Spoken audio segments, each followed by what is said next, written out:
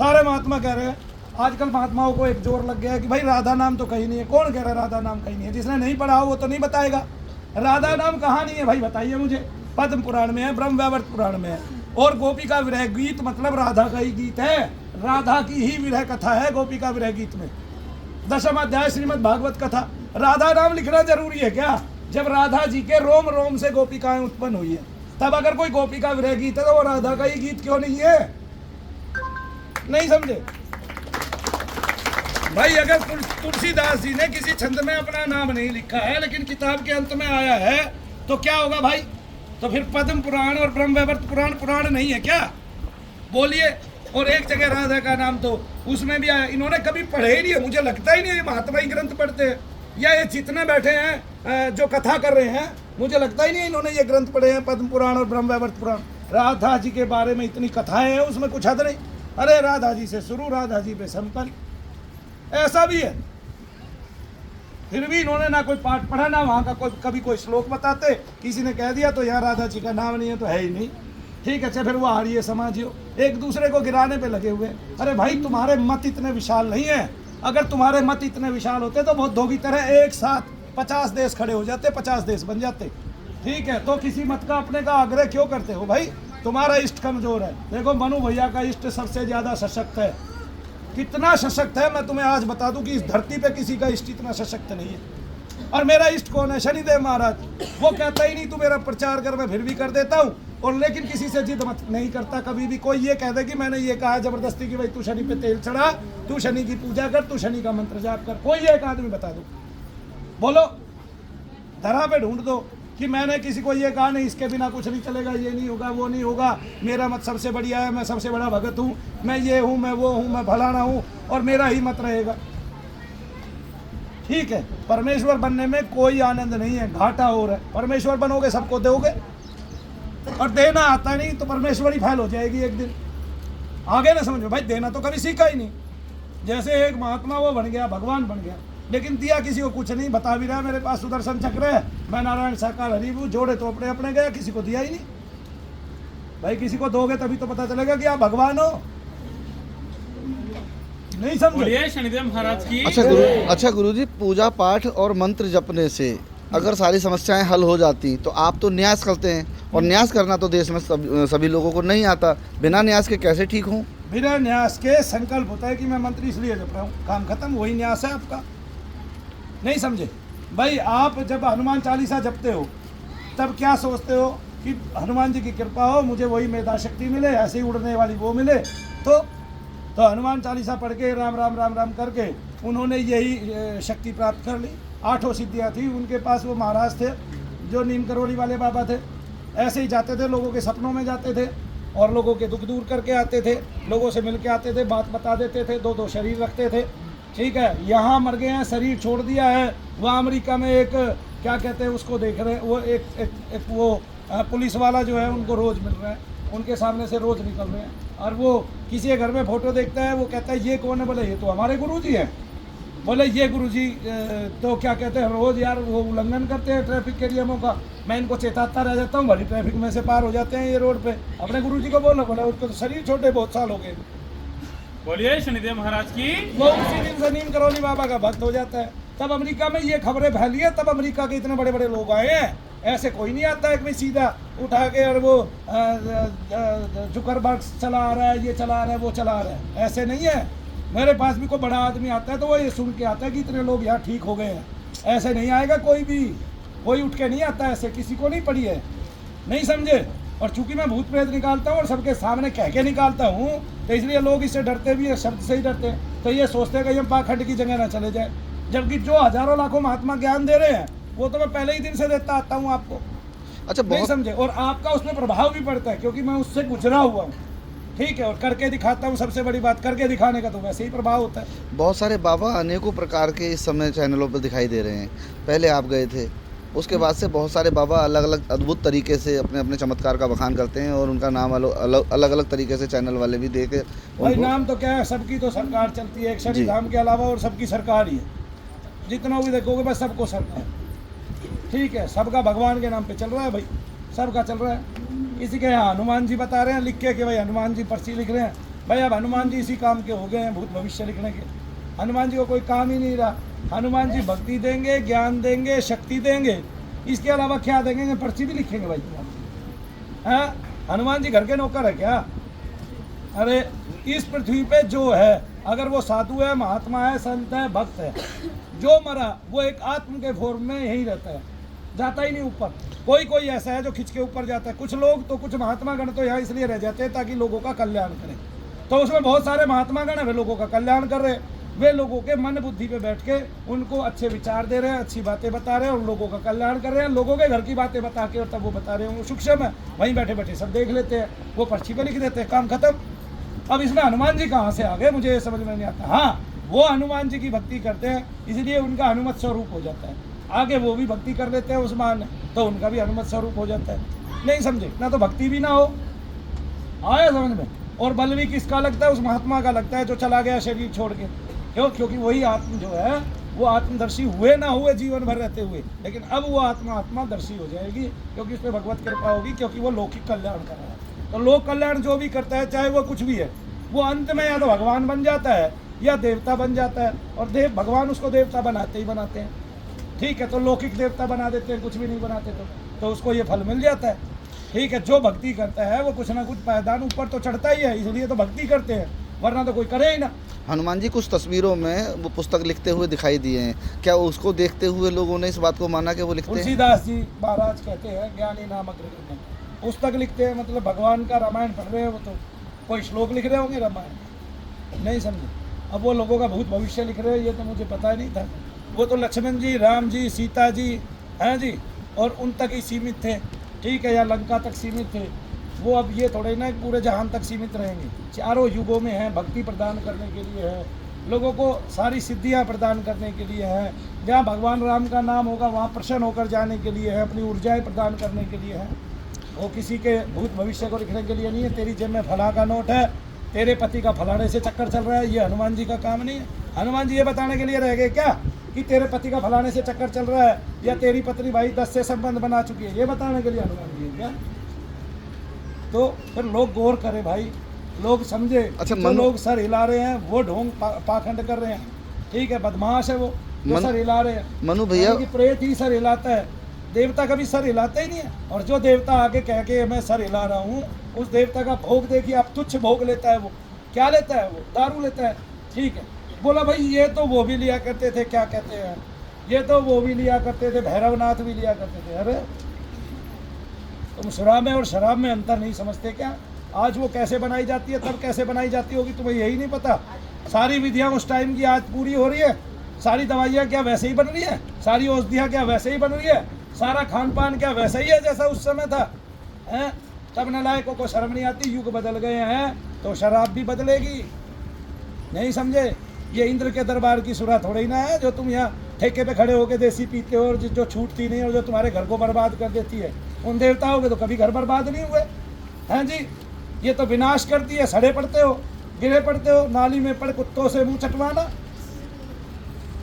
नसीहत पर ध्यान लगा। अच्छा, अनेक वर्षों से काम कर रहे हैं मनु भैया, लोग भी बहुत आते हैं, तो क्या प्रमाणित कर सकते हैं इस बात को कि कितने लोग ठीक हुए हैं अब तक? कल एक लड़की आके ठीक कर बता गई तुम्हें, ये भी प्रमाण बता गई। भैया ने ज्योतिष बताया मेरे को, ये 5 बातें बताई, वो भी सिद्ध हो गई। मेरे पैर खराब हो गए थे, वो भी ठीक हो गए। उसके बाप ने जमीन दी थी, मैं 2 साल तक देखने तक नहीं गया, वो भी बता दी उसने। और फिर 2 एकड़ भूमि में से मैंने केवल 200 गज में मंदिर बनवा के 100 गज में मंदिर बनवा के अलग कर दिया और अपना संचालन करो और अपने नाम नहीं कराया, ये भी बता दी उसने। क्या नहीं बताया? मेरा तो एक प्रमाण है, एक प्रमाण जो का आज तक वही दिखा दिया। अगर ये भी कह दिया क्लास में मॉनिटर था तो वैसा भी बुला दिया आदमी। अब बुलाया नहीं कह के, अपने आप आते रहते, समय समय पे अपने आप बताते रहते। ये मनु भैया है, ये इनकी तकदीर है, ये इतना इन्होंने कष्ट पाया है, भगवान की शरण में इतना सुख पाया है। 20 साल से भजन करते हैं, रोजाना योग करते हैं, जप करते हैं, तप करते हैं। है जी, आते ही जप करने लगा था। नहीं बच्चों, घर जाके नींद नहीं आई। एक बच्ची की कल तबीयत खराब थी, तो सबको तो नींद आती है। मैं तो जाके यहीं से क्या बजे गया था भाई, यहाँ से 10 बजे गया था, तो घर 11 बजे पहुँचा। ये भी तो देखो, और गाड़ी भी अपने आप चलाई। ठीक है, तो कमर में दर्द हो, कुछ हो, सारे काम तो मैं खुद ही कर रहा हूँ ना। तो मैं इसलिए कहता हूँ भाई महात्मा हो आप, बस मंत्र तो बता देते हो, उससे करके और दिखा दो, मान जाएंगे।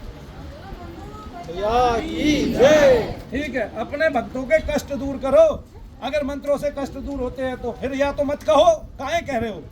तुम्हें कोई वचन कर रहा है, दबाव बढ़ा रहा है, कोई प्रेशर दे रहा है, तुम्हारे माइंड पे भी क्या प्रेशर है, बोल दो भाई ये काम हमारा नहीं है। ठीक है, तो फिर जिसका है वो कर लेगा। तो फिर मनु भैया का है, मनु भैया ने ऐसी नौकरी ली है इस देश की कि हाँ वो कहेंगे और एक दिन करके दिखाएंगे और लोगों को सबको बताएंगे। हालांकि मैंने तो नेशनल टीवी पे भी करके दिखा दिया, उनके ड्राइवर के साथ भी करके दिखा दिया, लेकिन कोई मानने के लिए तैयार नहीं है ना, ज़्यादा पढ़े लिखे हैं। असल में तो मुझे लगता नहीं है, जैसे मुसलमान काफिर उसको कहना चाहिए कि जब मुस्लिम काफिर कहता है तो वो उसी को कहता है जो उसके धर्म में काफिर हो जाता है, जो 5 टाइम की नमाज नहीं करता और क्या कहते हैं अपने धर्म का पालन नहीं करता और उल्टा सीधा रहता है। ऐसे भारत में अगर हिंदू हिंदू प्रक्रियाएं नहीं करता है तो वो विधर्मी है। ठीक है, जो काफिर के लिए सजा है वो विधर्मी के लिए भी होनी चाहिए। तब भारत में आज 90% विधर्मी हो गए, 10% धर्मी रह गए। अरे भाई तुम अपने को ही भूल गए हो, तुम अपनी सारी पत्तियों को भूल गए, तुम सारी ऋषि पर, अरे ब्राह्मणों का किया मत करो, ऋषियों का कहा तो कर लो। निकम्मो, नीचता तो यही है। ब्राह्मण ने ये बता दिया, ये बात छोड़ दो, तुम ब्राह्मण को जाने दो भाड़ में, मरने दो भूखा मत दो। अरे ब्राह्मण ने तो लूट के खाना तब चालू किया जब तुमने मंदिर में दाल भी चढ़ानी बंद कर दी। आया समझ में? अरे बृहस्पतिवार को पीली दाल देते रहते, उसके घर में चने की दाल बनती रहती। अरे मंगलवार को वो मूंग की लाल वाली दाल कौन सी होती है, मसूर की लाल दाल देते रहते, उसके घर में लाल दाल बन जाती है कि नहीं। कभी मसूर कभी मूंग ऐसे पहुंचाते रहते हैं भाई। अरे शुक्रवार को हरी दाल दे देते, शनिवार को काली दाल दे देते हैं, शनिवार को काली उड़द दे देते भाई। निकम्मो, तुमने इन तो ब्राह्मण को ऐसे छीनना, घसूटना और लूटना और वो सिखाया है, ठीक है कि नहीं। तुमने अपने फर्ज ठीक से नहीं निभाए, तब ब्राह्मण तो लूटेगा खाएगा भाई। आज ब्राह्मण को दोष देते हो, चलो ब्राह्मण की एक मत मानो, मैं भी ब्राह्मण हूँ, मेरी भी एक मत मानो, ऋषियों की तो मान लो, अपने घर में ग्रंथ तो रख लो, तुम्हारे वेद व्यास जी क्या कह गए वो तो देख लो। अरे 18-12 पुराणों में प्रेतादिकों का जिक्र है, सारे तंत्र ग्रंथों में प्रेतादिकों का जिक्र है। फिर क्या चाहते हो? प्रेत से उन्माद है, रोग है। आयुर्वेद में अष्टांग यज्ञोपैथी बताई गई है। यज्ञोपैथी श्री राम शर्मा आचार्य ने यज्ञोपैथी करानी बहुत पहले शुरू की। अरे ब्रह्मर्षि कुमार स्वामी ने कम से कम मंत्रों से जाप करा के रोग दूर कराए लोगों के, कि भाई ये जप करो, ये जप करो। उसको तो मानेंगे कि हाँ इन्होंने जप कराया भी, लेकिन उन्होंने भी करके नहीं दिखाया। आए ना समझ में? करके दिखाने वाला चाहिए मुझे, क्योंकि जो करके दिखाने वाला है वो जितने लोगों का हनन करेगा उससे ज्यादा कोई नहीं कर पाएगा। अब मैं बता देता हूँ, कुमार स्वामी जी ने लोगों को मंत्र दिए, मंत्र से उनके भूत भागे और जहां जहां वो बैठे थे वहां वहां के रोग और दर्द ठीक हो गए। एक ऑपरेशन पाखंड चला हुआ है, आप देखते हैं टीवी पर। उस ऑपरेशन पाखंड में भी जब वो लोगों के यहाँ जाते हैं तो उनमें बहुत सारे लोग ठीक पाते हैं, वो कहते हैं ना हम यहाँ ठीक हुए, हम यहाँ ठीक हुए, हम यहाँ ठीक हुए। वो कहते हैं फिर भी कि ये पाखंड है। अरे भाई चलो पाखंड है, मैंने मान लिया पाखंड है, अगला आदमी सिर भी हिला रहा है, पाखंड है। भगवान के नाम से बैठा है एक, दूसरा भगवान के नाम से लोग आ रहे हैं 2। अब भगवान का नाम वहाँ लिया जा रहा है, जयकारे लगाए जा रहे हैं। किसी का 2-4 साल का प्रेत भाग गया, उसका रोग ठीक हो गया, तुम्हें क्या दिक्कत है? तुम ये बताओ उसका रोग क्यों ठीक हुआ? ऐसा क्या था वहाँ कि उसका रोग ठीक हुआ? इसका मतलब रोग ही नहीं है शरीर में। तो जो उसको ठीक हुआ वो रोग था ही नहीं, वो तो प्रेत था और प्रेत के दर्द दूर हो गए, प्रेत से रोग ठीक हो गया।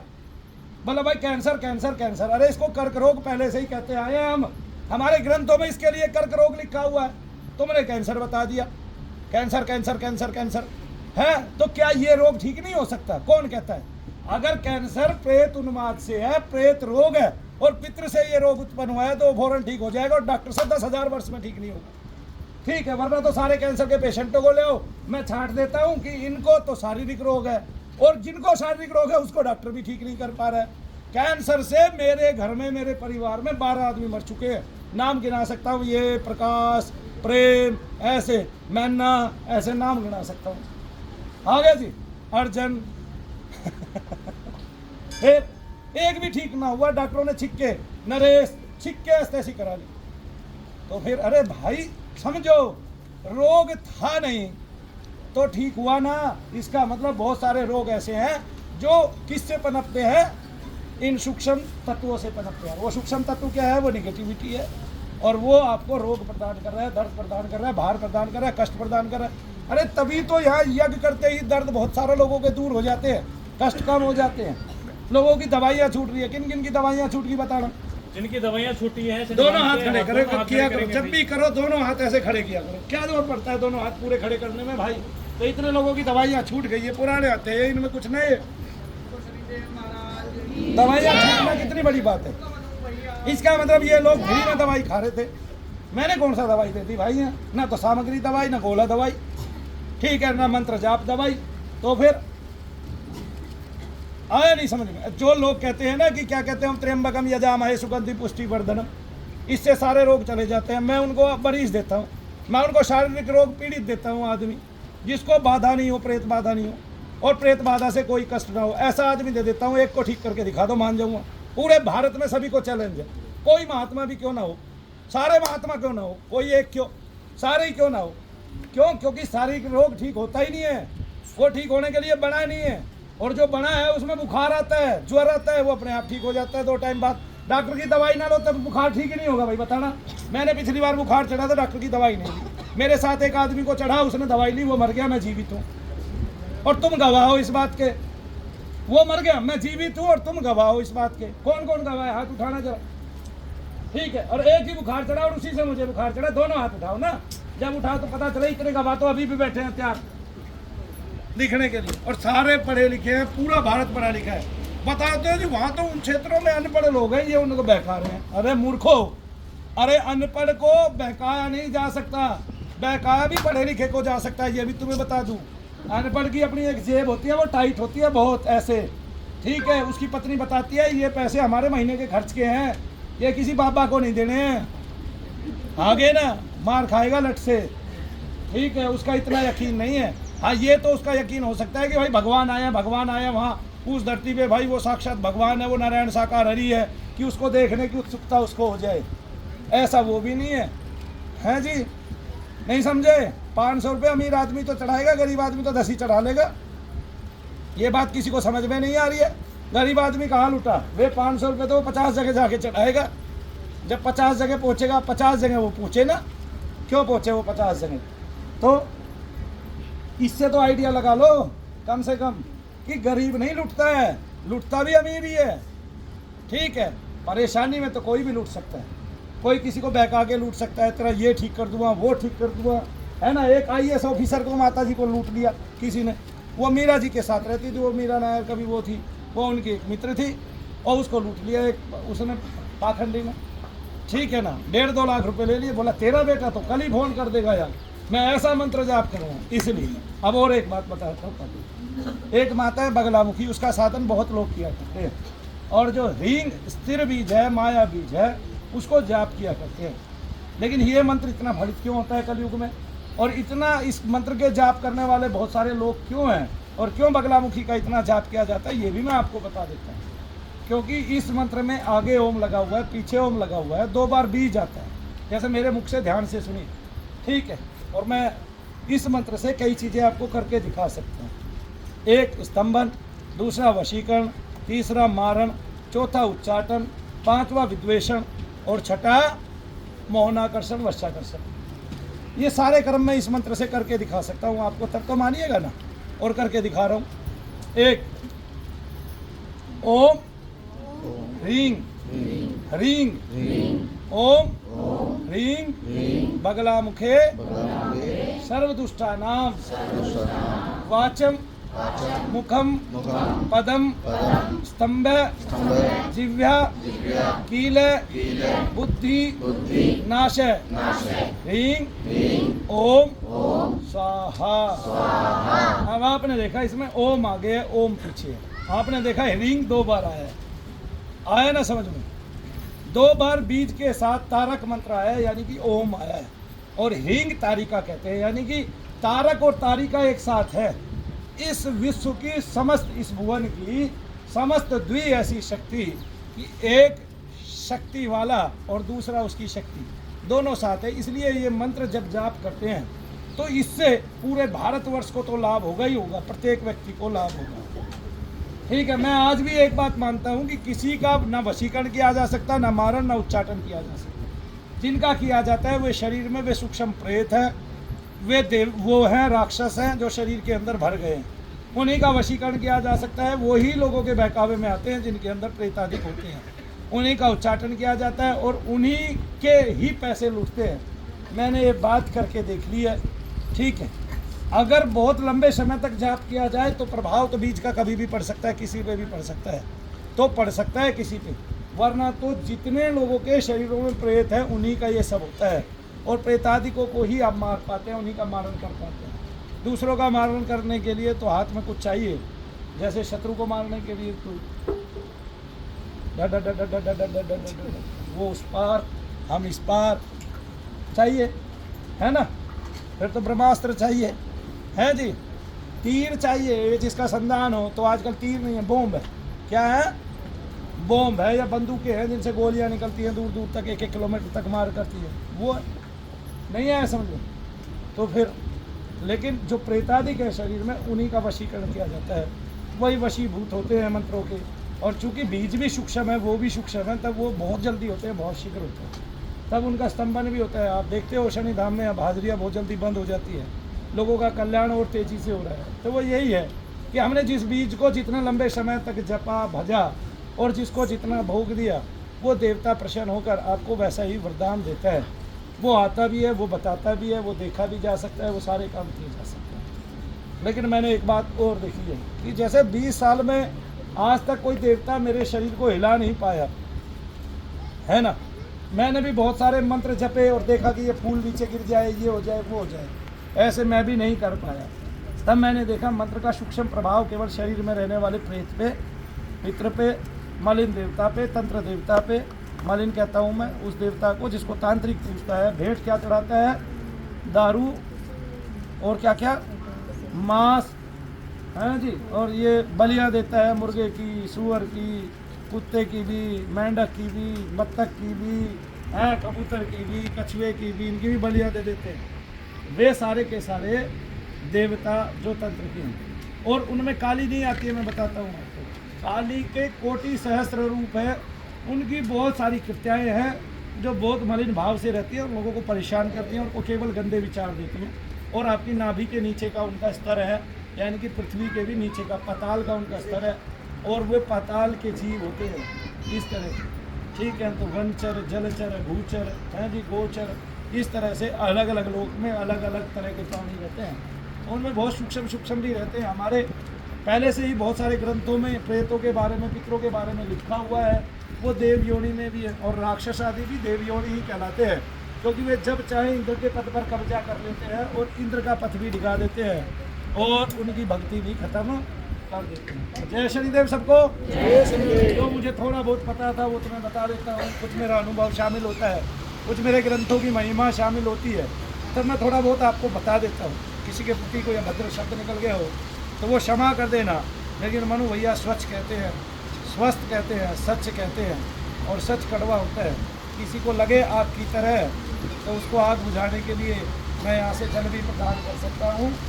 लेकिन एक बात बता देता हूँ, सत्य कभी झुटलाया नहीं जा सकता, सत्य को कभी मिटाया नहीं जा सकता, सत्य को दबाया नहीं जा सकता। अगर आज कह दिया गया प्रेत नहीं है, तो 25 साल पहले एक महात्मा कहता था कि सबके शरीरों में प्रेत होंगे। वो डॉक्टरों के यहाँ घूमेंगे फिरेंगे और लोगों के रोग ठीक नहीं होंगे। आज मैं 25 साल बाद कहता हूँ कि अगले 25 साल में भारत का कोई नागरिक नहीं होगा जिसको मानसिक रोग नहीं होगा, क्योंकि उसके मन के स्तर पर प्रेत बैठे होंगे और सबको डॉक्टर डिप्रेशन घोषित कर देगा। स्वयं डॉक्टरों को भी डिप्रेशन हो जाएगा, इतने प्रेत भर जाएंगे इस संसार में। और वो जो लोग मर रहे हैं, आ रहे हैं, जा रहे हैं, जो जीव जन्म रहे हैं, उनकी श्रेणियाँ इतनी बढ़ रही है कुछ नहीं। और बोलते हैं कोटि कोटि देवता, तो आपको पता ही नहीं है कि जो सूर्य की रश्मियाँ हैं, एक एक रश्मि से 20-20 हज़ार, ठीक है, तत्व उत्पन्न होते हैं, और वो देवता ही कहलाते हैं, ठीक है ना। तब सूर्य की रश्मियों से ही कितने देवता उत्पन्न हो गए, ठीक है। हम इस संसार के प्रत्येक उस जीव को, चाहे वो सूक्ष्म हो, अदृश्य हो, चाहे कैसा हो, जो मानव कल्याण के उत्थान के लिए रहता है, जैसे वो दही का क्यों ना हो, वो भी देवता ही कहलाता है। हम उसको देवताओं में ही मानते हैं। वो वरुण देवता के नीचे का एक स्तर देवता होता है। तब इस तरह से जो उसका मुख्य देवता होता है, हम उसको जान लेते हैं। लेकिन अगर हम अपने वेदों को पढ़ेंगे तो हमें पता चलेगा द्यूलोक, पृथ्वीलोक, आकाशलोक, 3 जो देवता हैं, अग्नि, सोम, वायु और सूर्य, ये जो तीनों देवता हैं, इन तीन देवताओं की 10 व्याहुतियाँ हैं, 10 सहायक तत्व है, 10 सहायक देवता है। तो इस प्रकार से मिलाकर 33 प्रकार के देवता हमारे पास है, 33 कोटि देवता हमारे पास है, और वो प्रकार है। और उनसे ही जो संबंधित है, ये सेम ऐसे ही है जैसे एक कुल में पहले एक आदमी था गांव में, फिर उसके बहुत सारे हुए, धीरे धीरे उससे पूरा गांव उत्पन्न हो गया। तो जैसे ऐसे बहुत सारे गांव हैं जो केवल एक ही आदमी से उत्पन्न थे, वहाँ एक ही कोई आदमी आया था 500-700 साल पहले, और आज वो 5-7 हज़ार लोगों से भर चुका है वो गांव।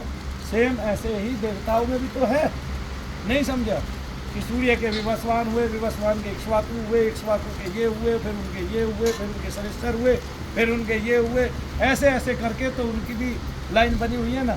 तो तुम अपनी गयाती में जाके देख सकते हो, तुम अपने भाग को चारण को ढूंढ सकते हो, वो तुम्हें तुम्हारी पत्तियाँ बता सकते हैं, और तुम्हारी क्या कहते हैं वो भी गिनवा सकता है, पीढ़ियाँ भी गिनवा सकता है।